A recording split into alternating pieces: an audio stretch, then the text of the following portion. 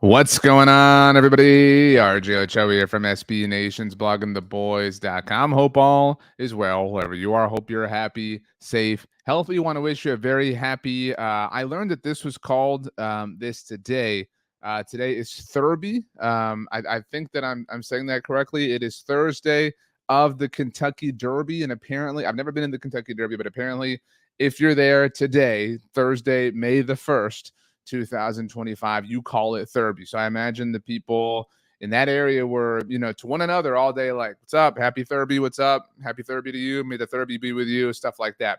So happy May the 1st, 2025. I am live in the Bleacher Report app as it is 6 p.m. Central Standard Time. I'm live every Tuesday and Thursday at 6 p.m. Central Standard Time here in the Bleacher Report app. You can watch these obviously in the app. You can also watch these on demand in the app. You can also watch these on demand on the Blog and the Boys YouTube channel. If you're over there, like the video, subscribe. We've had stuff coming out all week, obviously at Bleacher Report and on the YouTube channel. And we're starting to record some interviews up on the YouTube channel. If you are over there, interviews with people who coached the newest members of the Dallas Cowboys. That would be the 2025 Dallas Cowboys draftees. I spoke to Ron Roberts of the University of Florida on Thursday, and learned about Shamar James and what it was like to coach him and what went into him and his career with the Gators, things like that. So that interview will drop on Monday. We're going to have things like that dropping in the coming week. So all the more reason to subscribe to the channel. You can follow me on social media, X, Instagram, Threads at RJ Ochoa, TikTok, RJ.Ochoa, like my Facebook page, search for RJ Ochoa, search for RJ Ochoa on Blue Sky, email RJ.Ochoa at SBNation.com. All right. So today we're going to be talking about, wanting more. That's not a bad thing, right? We can all tip our hat to the Cowboys and say, great job. You did it. We're proud of you. You put together a legitimate draft class. You let the board come to you. You got a lot of talented players. We're super pumped about Tyler Booker. By the way, I spoke to somebody from IMG Academy about Tyler Booker. So, I mean, these are the types of interviews and videos you're getting access to on the Blog of the Boys YouTube channel. So you can go back in our feed and check those out. But that being said, we're pumped about Tyler. We're pumped about Donovan Ezra-Walker. We're pumped about Savon Ravel. We're pumped about all these different things. But there's still some areas of concern, some areas that we want to see the Cowboys tidy up. So in order to take a look at what needs to be fixed, roster concerns, if you will, we're turning to our friends at Our Lads. Let me close this pop-up to utilize their depth chart feature. Here is the Dallas Cowboys depth chart as things currently stand. Now, obviously, things are subject to change. Things will change, especially if the Cowboys add. We're going to come back to receiver. So that goes without saying the Cowboys need help.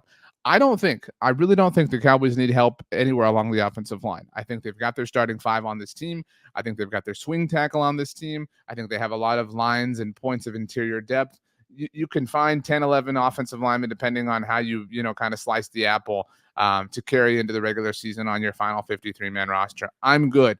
I don't think they need any help at tight end. I think they're good. I think that this is a team that probably carries 3 tight ends if we're kind of, sort of somewhat approximating a 53-man roster here today. And you've obviously got Jake Ferguson, Luke Schoonmaker, and I think Brevin Spanford is number 3. I know that there's a lot of people who are fans and have been fans of John Stevens Jr. I just think it would have to be something really special for him to supplant Brevin Spanford, who was one of the prized UDFAs from a year ago. At quarterback, you're I would say 3 quarterbacks are probably on the roster already. Again, I don't think they're going to make any adjustments there. And at running back, we've seen this team add a lot. At running back, let me zoom out here so we can get a full look at all the players on the team. There we go. There you go. So at running back, I would offer that they're probably going to carry 4, counting the kind of traditional fullback position. And so I think the easy math already is Jaden Blue, Javonte Williams, and I think Miles Sanders is a lock. Now, Phil Maffa was, a late round draft pick, but I still think he's a lock. I think he'd have to really play his way off of the team. And I think he has the inside track over somebody like Deuce Vaughn, and he certainly has the inside track over somebody like Hunter Lipke, who he's probably most in direct competition with, just from a physical perspective, from a what can you contribute, what can you offer, what different element can you bring to the team, bring to the table. And a lot of that is just the reality of the way things tend to go in the NFL, is that, Deuce Vaughn is a unique thing, but Hunter Lipke was kind of a Mike McCarthy guy, right? And, we all somewhat compared Hunter Lipke to John Kuhn, who Mike McCarthy had in Green Bay, but Mike McCarthy isn't the head coach anymore. So now we're focused on trying to identify who the Brian Schottenheimer guys are. As we look at the defense, so my point is, I think that the 4 tailbacks all total are the 2 draft picks and the 2 free agents. But, that is a position where if you told me that the team signed Nick Chubb, I'm willing to listen to an argument, but I don't think that's going to happen. Anyway, on defense, I should say, I really don't know what position you would add to it right now.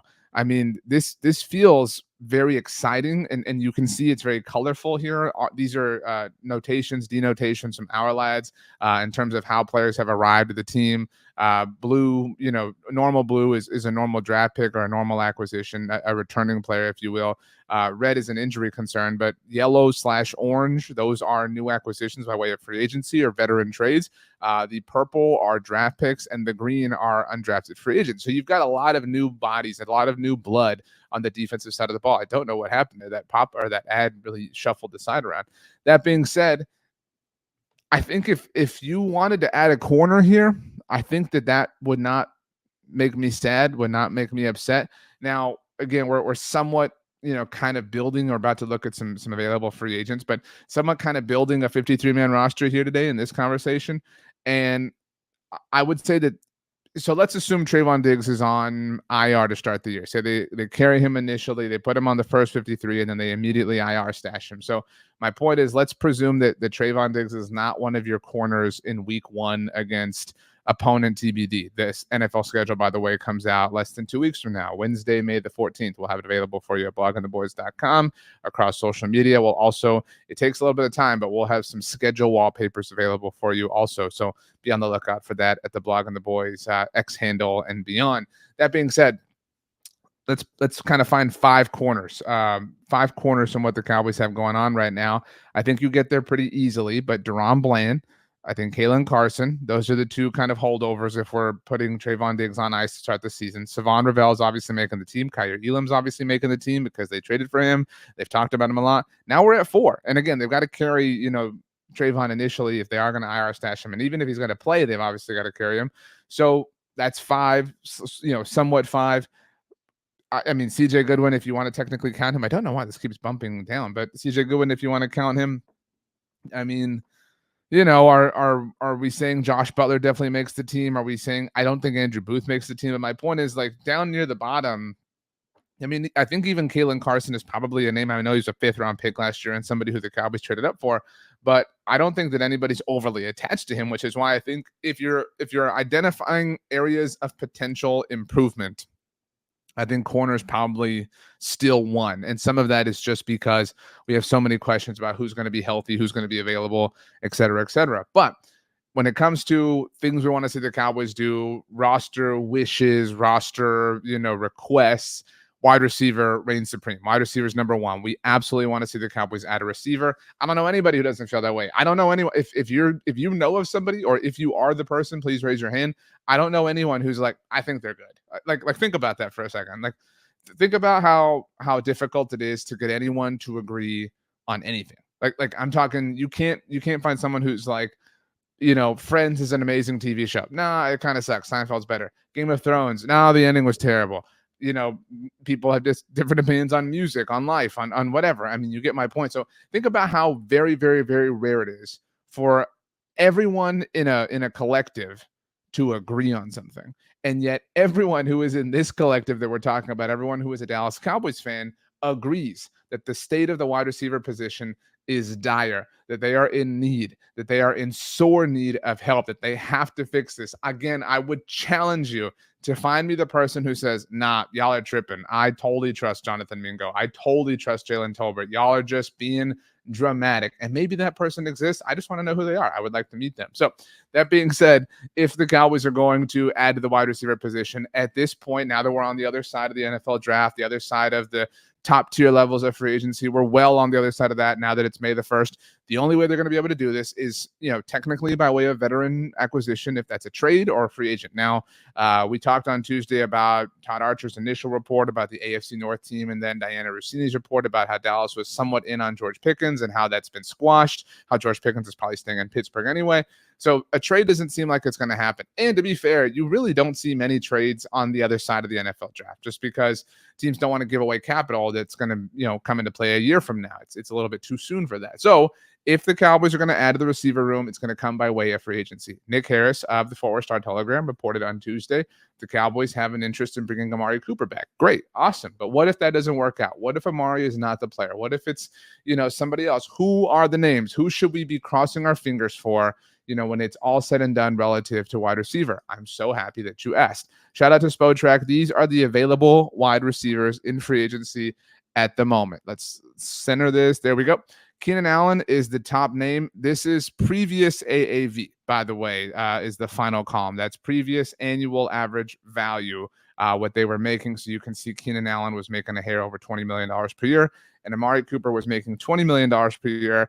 If that sounds familiar to you, it is. It's because that is literally the final year of the contract that the Cowboys brokered with him, which is just hilarious when you really think about it. Again, we're not here to relitigate the Amari situation, but it is funny. I mean, that AAV, that previous one, was literally done and orchestrated by the Cowboys. I digress. It's important to look at that column here, not just because it tells us what these players may or may not be in the market for, right? If you were, if you changed jobs and you were making X at your old job, and they always ask you, right, like on applications, like, what was your previous salary or whatever? It's because that's kind of the ballpark that you're looking to make. In a perfect world, you want to, make more than that at your new job if you're taking a new job. And that's what's happening here is these players are taking a new job. And so it stands to reason. It makes logical sense. It's fair to connect the dots and say that they probably want to make some around there. So that's part of why this information is valuable. But it's also valuable because it can tell us a lot about who these players are or / were very previously. And I bring that up to say because you see Keenan Allen and Amari Cooper getting paid a lot of money, relatively speaking. It's not a lot of money, actually, relatively speaking, relative to the top of the market, as evidenced by CeeDee Lamb and Justin Jefferson and Jalen Waddle and all these different players. We have all sorts of examples at this point in time. But they are the cream of the crop. They are the players who, among the pool that we're looking at here, among the available free agents at the wide receiver position, after Keenan Allen and Amari Cooper, and you may think that either of them or both of them are washed. You may be saying, dude, I'm so sick of hearing these names this week. That's all anybody wants to talk about. When I get on the Blog on the Boys comments, when I get on Reddit, when I get on my Discord server, when I get wherever, everyone's throwing out Keenan Allen and Amari Cooper, and I'm telling them, guys, these dudes are washed. You may be right. I'm not even here to fully argue against that idea. But what I am here to tell you is that right now, washed looks pretty good. Like where I'm sitting, where the Cowboys are sitting, washed sounds kind of awesome. Like that's the state of the receiver room. But beyond that, beyond the fact that they're washed, everybody else is even more washed. Everyone else has been like the super cycle washed, right? Because look at what Nelson Aguilar was making. And this isn't to call or call out or drag Nelson Aguilar, but the market is obviously representative of how, the free market views these players and their services and what they can offer. Now, Keenan Allen and Amari Cooper were both acquired by way of trade from their previous teams. Obviously, Keenan was on the Chargers before the Bears. But my point there is that their contracts were inherited. So it's not like the Bears or the Bills brokered the deals that Keenan Allen and Amari Cooper are coming off of. So that context is important. But the overall context is that that's kind of the level of player that they were. And they might still be washed. But after that, look at the drop-off. After that, you're talking about players who are making very, very, very, very few dollars, relatively speaking, close to the veteran minimum, close to the bottom of the barrel relative to the position. So if you think that Keenan Allen or Amari Cooper are washed, I would like you to tell me the name on this list that joins whoever you want to believe is in the Cowboys receiver room at the moment alongside CeeDee Lamb and makes the group better. Is Nelson Aguilar the wagon you're hitching yourself to? Is it DJ Chark, Tyler Boyd? I mean, like, who is the name here? I mean, like, I've barely even scrolled and I've already really lost a high level of confidence. I mean, I'm scrolling a little bit more, and as you can see, this is a bit of a tough scene. And that's why I think it's fair to almost say with certainty that one of these players, by the way, I've never played The Last of Us or seen The Last of Us. So if it's good, I want to know. It was a free game once upon a time in the PlayStation Store, and I downloaded it. So if somebody tells me it's good and it's worth my time, I'll think about it. But, I'll add it to the list. I got a lot going on. Anyway, I bring this up to say, when you look at this, when you do the math and kind of the street math, if you will, and you connect these dots, we all agree that there's no way that the Cowboys can go into the season with the receiver room the way that it stands. Okay, let's kind of follow this flow chart here. So let me take this off your screen. We agree. That's step one, right? So we agree that they are not going to go into the situation, the season with the situation as it stands. Okay, cool. We're halfway there. Not really, but number two, this means they have to make an adjustment. They have to make an improvement. They have to make an addition. They have to, add to the mix. And within that, we can agree and ascertain that they're not going to trade for somebody at this point in time. If they were going to trade, in terms of conventional history and wisdom, it likely would have been either before or during the NFL draft. So the fact that we've made it through suggests, implicates, or intimates is maybe the better word, that it's not going to be by way of trade. Okay, so that means we agree that they're going to add to the group. We agree it's probably not going to be by way of a trade. So that only leaves free agency. And if you consider, with all due respect to the players who are on that list outside of Keenan Allen and Amari Cooper, that the drop-off is severe, and I am talking super duper severe, it stands to reason that the Cowboys are looking at Keenan Allen and Amari Cooper, and they're looking, and those are the last two chairs, right? In this game of musical chairs, those are the last two chairs. They may not be lazy boy recliners that you were hoping was going to be your chair when the song first started at the bake sale or cake walk or whatever it is you're at. But those are the only two chairs left, and you got to get one. You got to sit in one of those things before this song is over, or else you're not going to have a chair, and you're going to be going at this thing the same way. And maybe they really are content with that. Maybe they really feel like Jonathan Mingo can take a step. And I feel bad for Jonathan Mingo because none of the way we feel about him is his fault individually. But, the situation just is what it is. But my point is, I think you can almost guarantee, as loosely as a guarantee can be made, you can guarantee that one of Keenan Allen or Amari Cooper are going to be members of the Cowboys because they kind of have no choice. And these are the only two realistic options. And I know that if we allow ourselves to think out loud, which is really my favorite part about doing these shows and talking to all of you and just kind of expressing our thoughts and opinions about the Cowboys together as one collective as we do. I gave the Cowboys, go watch the video from Tuesday. I gave the Cowboys props because the fact that they were even connected to the idea of Amari Cooper on, at the very least, a low level, on a non-zero level, suggests that they are they are willing to swallow some pride. The fact that they are even willing to think about swallowing pride on the Amari trade suggests some serious growth. It really does, because it was a really embarrassing thing. It was a dumb trade. There's no reason it had to be done. And all they've done ever since is pay the consequences for it. We get it. All right. But when you pull this list up, and I'm not trying to take away any kind of props because it's been a good, couple of months for the Cowboys. And I want to continue giving them their flowers because I believe they've earned them. But, what other option do they have? You know what I mean? Like, maybe the pride they're having to swallow is really just kind of a forced issue. Maybe the Cowboys said, okay, you know what? We didn't get Ted McMillan. That's fine. We didn't want to take Matthew Golden. It's cool. Luther Burden didn't fall. Fine. We'll just, we'll look in free agency. And they pulled this up. They went to Spotrac and they said, okay, Keenan Allen, Amari Cooper, and then that's kind of a tough scene after that. There's two options, right? Like, when there's two chairs left in the game, you've kind of forfeited the right to be picky about the chairs. And so, again, not to take away the potential willingness to swallow pride and all the, hypothetical goodwill that I gave the team, they kind of have no choice. I mean, they're really painted into a corner. And I think about this line all the time. Shout out to the great Bob Sturm, whose Substack is amazing. Does amazing work on the ticket. I mean, you don't need me to tell you anything about the great Sturminator. But that being said, Bob one time wrote about the Cowboys, and it was about the Dak deal. And he talked about them being painted into a corner. And he said the craziest part is that they held the brush the entire time. And that's exactly what this is.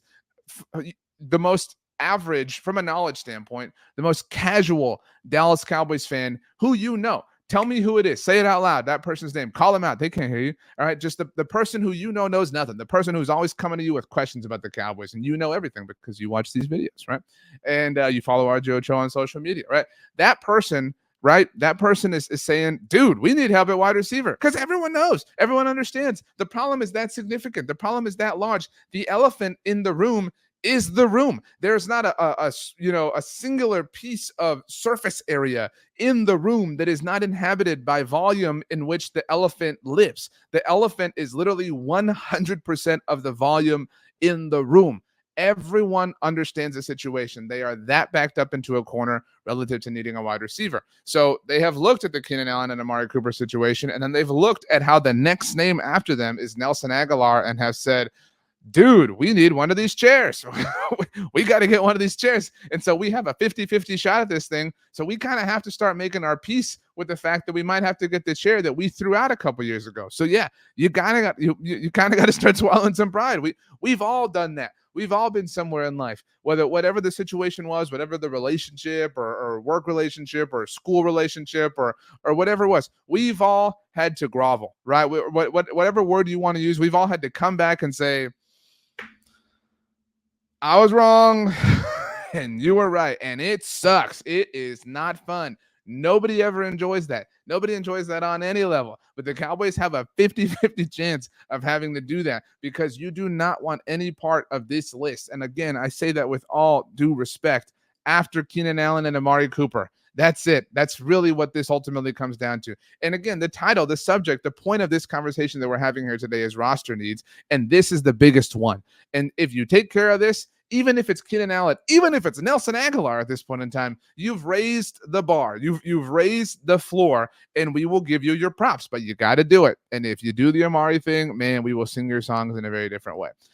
Whoops, that was not what I meant to click. But okay, so that's receiver. Let's look at corner because we kind of talked about that, how it wouldn't be the worst thing to add at the position. Let me move on over here to corner and available. So if we believe the Cowboys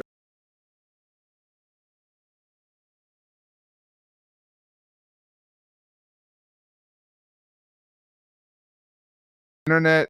All right, we're good. Now, let's put the list back up here on the screen. There we go. If we believe the Cowboys are carrying somewhere around 5 to 6 corners, which feels safe, and we assume Trayvon Diggs is not going to be on the roster to start week 1, they obviously would have to carry him and place him on injured reserve. We already talked about that. Now we've got Deron Bland, we've got Kalen Carson, we've got Kyer Elam, we've got Savon Ravel, and then, the conversation kind of starts. So it would not be a bad thing to add to this group. It really wouldn't. Now, these are available free agents. Again, shout out to Spotrac. And the name that everyone's going to look at is right here in Stephon Gilmore. I don't know what I believe. I really don't know what I believe in terms of why Stephon Gilmore was at the Star the day of the pre-draft press conference last week. I know that they said all the reports were that it was not related to football. What? I mean, like if I was on a diet and you found me inside Whataburger and I was like, oh, I wasn't eating, like I was, inspecting the bathroom, like you wouldn't believe that. You know what I mean? Like it would be impossible to believe. And so I don't totally believe that. Now, if I had to guess, I would say that, and this would be smart of the Cowboys, I would say that, again, this is purely speculation, purely guessing, purely throwing stuff out, that a conversation with Stephon was had along the lines of, look, we like some guys on day 1, day 2, depending on how the board falls. And if it doesn't work out, we might give you a call after the draft. Kind of how they handled Zeke Elliott last year with the running back position, although I would offer that they never intended to draft a running back and they always wanted to bring Zeke back. That being said, obviously the Cowboys drafted Savon Ravel at 76. So, the math is a little bit different. But, I mean, maybe – all the reports about Savon Ravel have been that he's going to be healthy for training camp and all this stuff. And we certainly want him to take his time and get healthy. That's the whole point here, right? And then prove he's the player that he was before he got injured at East Carolina, that the Michigan game, all that stuff. And so if you need a guy, if you really want to give Savon Ravel time, whether Trayvon is hurt or healthy or whatever, he's taking time. He's also, you're being patient with him. Maybe somebody like Stephon Gilmore makes sense. Maybe somebody like Kendall Fuller makes sense. Maybe somebody like James Bradbury makes sense. Maybe somebody like anybody makes sense because you're playing both sides, and it's okay to play both sides. Cowboys, that's smart. Have a plan A, have a plan B, have a plan all the way down to let's go down to Q. You know what I mean? Let's get crazy with this whole thing. Have some contingency plans.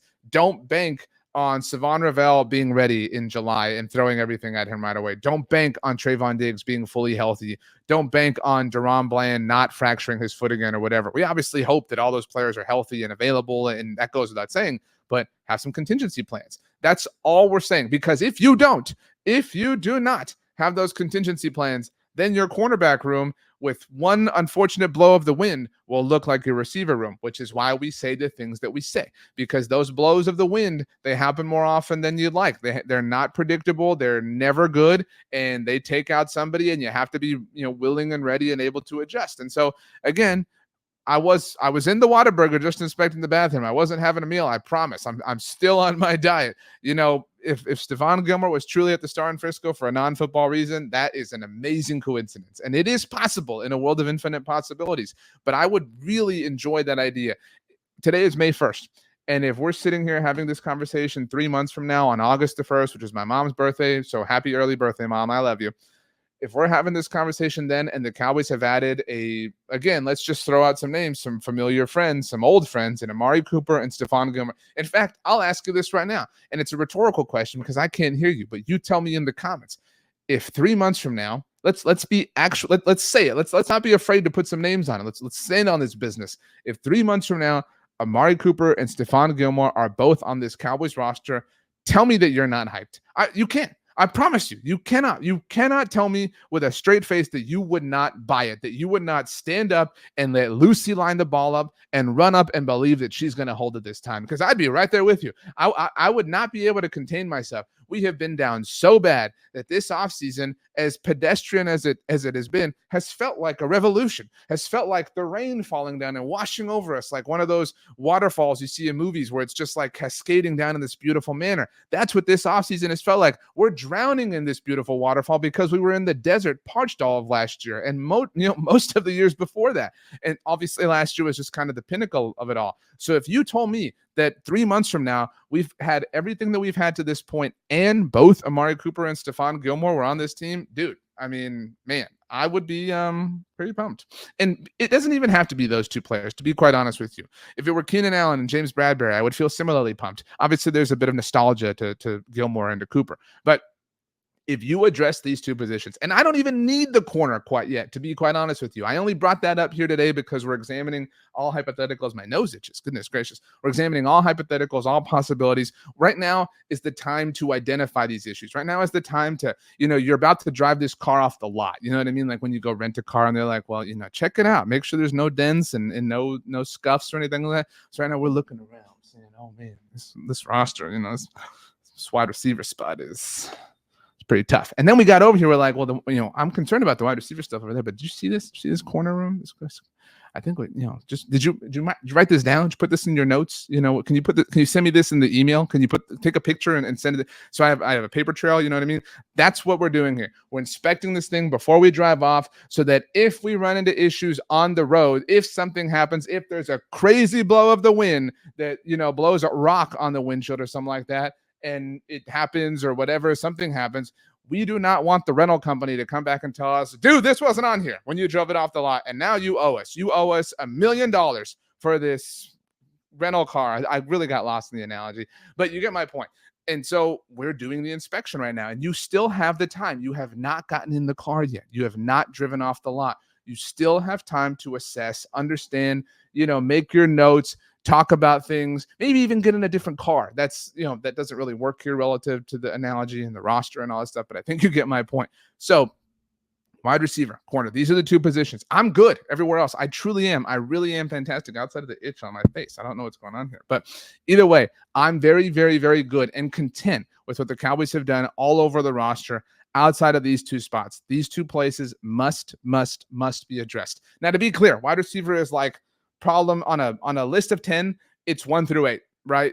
Corner is down there at 9 and 10, but it is still on the list nonetheless, even though the Cowboys spent a 3rd round pick on the position, which is, somewhat reflective of, just the questions we have and the wonders we have. And again, anticipating those unfortunate blows of the wind, because we know that they will come.